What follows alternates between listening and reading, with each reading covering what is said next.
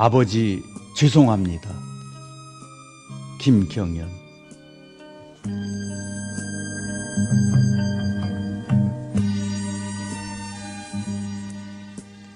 불가에서는 현세에서 옷깃을 한번 스치는 것도 전생에서 천겁의 연분이 있었기 때문이라고 하였거늘, 그렇다면 부모님과의 인연은 전생에 몇 억겁의 인연이 있어서였을까요?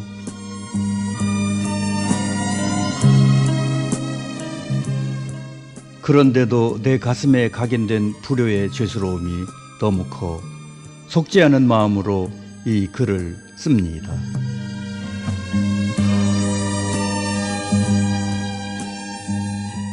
내 땅이라고는 한 뼘도 없는 가난한 소장농의 셋째 딸로 태어난 제가 남편과의 결혼을 며칠 앞두고 식구들이 모인 자리에서 차마 입에 담지 못할 말로 부모님의 가슴에 처음으로 피멍을 들게 했습니다.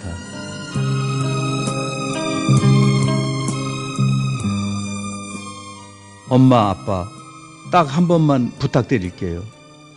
결혼식장에서만큼은 큰아버지 손잡고 들어가게 해주세요.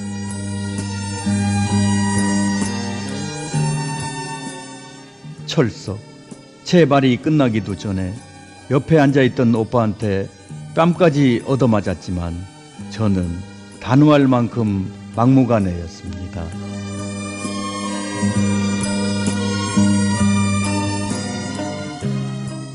그렇지 않아도 친정에 넉넉하지 못한 형편 때문에 부유한 시댁에 행여나 흉 잡힐까봐 잔뜩 주눅들어 있었는데, 꼽주등을 하신 아버지의 손을 잡고 많은 손님 앞에 선다는 것은 정말 생각조차 싫었습니다.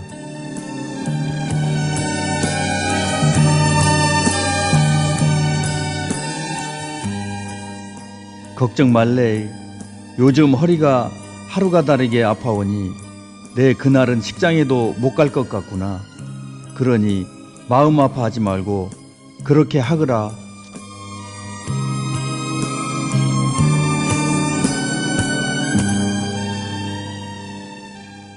행여나 시집가는 딸이 마음에 상처라도 입을까봐 거짓말까지 하신 아버지. 상아빛 순결한 웨딩드레스를 입고 결혼식장에 오신 손님들의 축하를 받으며 큰아버지의 손을 잡고 행진하는 순간부터 북받쳐 오르기 시작한 오열로 결혼식 내내 눈물 범벅이 되고 말았습니다.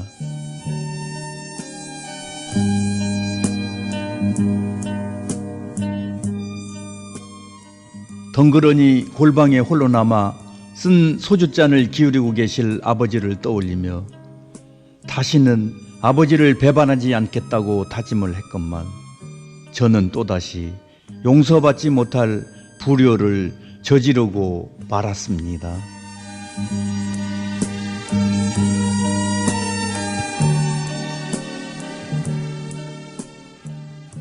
허니문 베이비를 가져 시집 가자마자 심한 입덧으로 고생을 하면서도 어려운 시어머니께는 감히 내색도 제대로 못하고 늦은 밤 친정집에 전화로 고통을 하소연하곤 했었죠.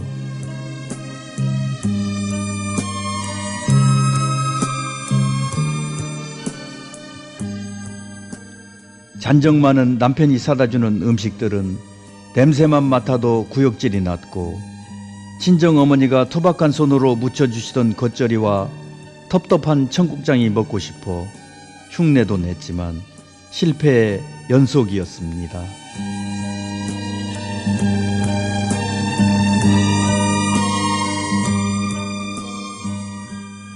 그러던 어느 햇볕 따스한 일요일 오후, 화사하게 지장한 채 시어른들을 모시고 바깥나들이를 하기 위해 승용차에 몸을 싣고 골목 어귀를 빠져나갈 무렵 제 눈을 의심하고 말았습니다.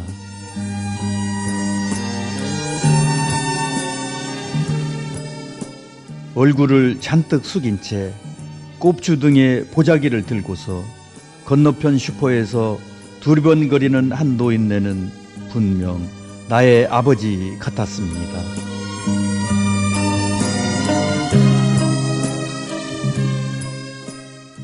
아버지, 한 번도 와본 적이 없으신데 설마 하면서 아버지가 아니길 간절히 바랐습니다.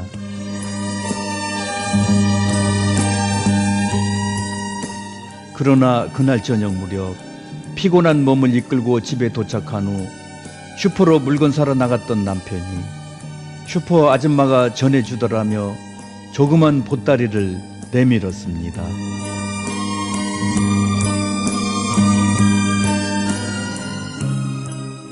야야, 너 그 어미가 올락하다가 일 나가서 못 오고 내가 대신 가지고 왔대. 하나는 청국장이고 하나는 겉절이다. 배 골치 말고 맛있게 먹으래.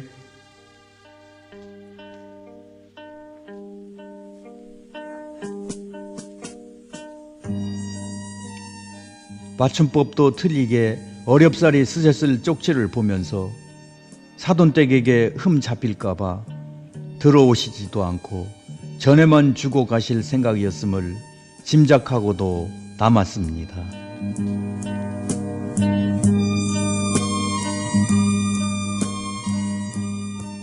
장인어른도 참 여기까지 오셔서 왜 그냥 가셨지? 남편도 미안해하는 눈치였습니다. 버스를 3번이나 갈아타야만 올 수 있는 길을 언젠가 한번 들른 적이 있는 큰 언니한테 묻고 또 물어서 찾아오셨던 아버지.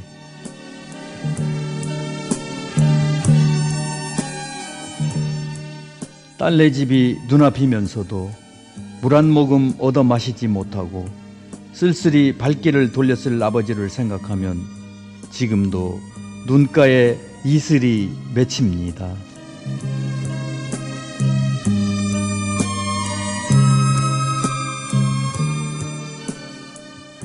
시집 가서 자식 낳아 봐야 부모 마음 반이나 깨닫는다고 했던가요? 늦게나마 철이 든 저는 이제야 그 의미를 알 것 같습니다. 하지만 한 번 뱉은 말은 주워 담을 수 없듯이 한 번 저지른 불효는 그 어떤 효도로도 깨끗이 치유될 수 없는지 날이 갈수록 한스러워집니다.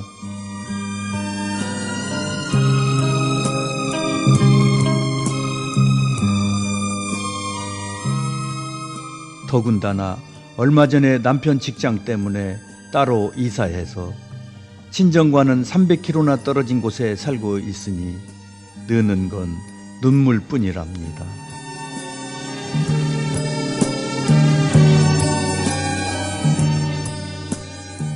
오늘처럼 이렇게 부슬부슬 가랑비라도 내리는 날엔 사진첩을 벗삼아 뒤적이다가 아버지 없는 결혼사진을 대할 때면 황량한 바람이 몰아칩니다.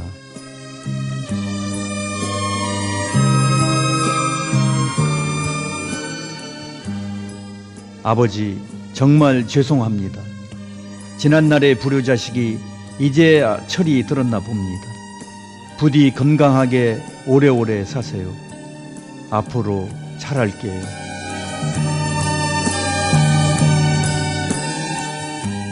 후기입니다. 서울출판문화회관에서 열린 시상식에서 대상을 수상한 김경현 씨가 그 주인공이다.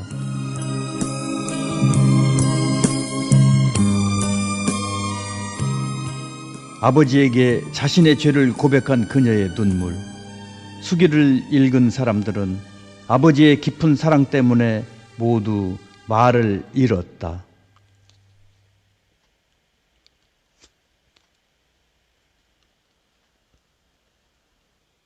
그녀는 몸이 편찮으셔서 아버지가 올라오시지 못했다라고 시댁에 둘러댄 핑계 때문에 지난 7년간 죄책감에 시달렸다고 한다.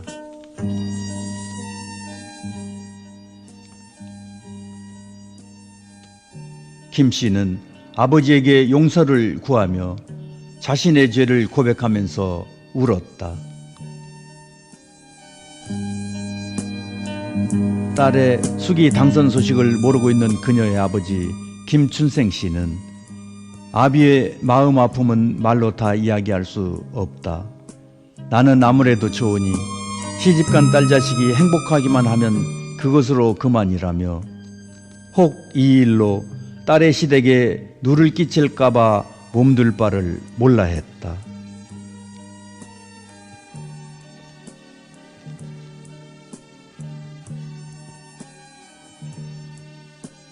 아버지는 태어나실 때부터 꼽추는 아시셨어요.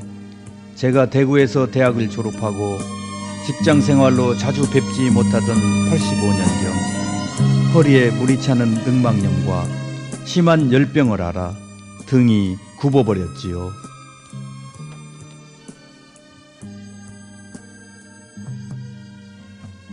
김 씨는 어버이날을 전후해 틈나는 대로 남편과 함께 어머니와 아버지를 찾아뵈어야겠다면서 눈물을 훔쳤다.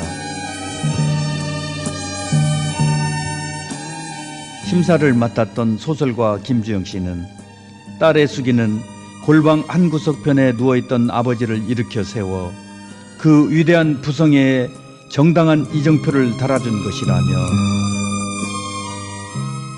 우리들의 모든 아버지가 이와 같지 않더냐라고 반문했다.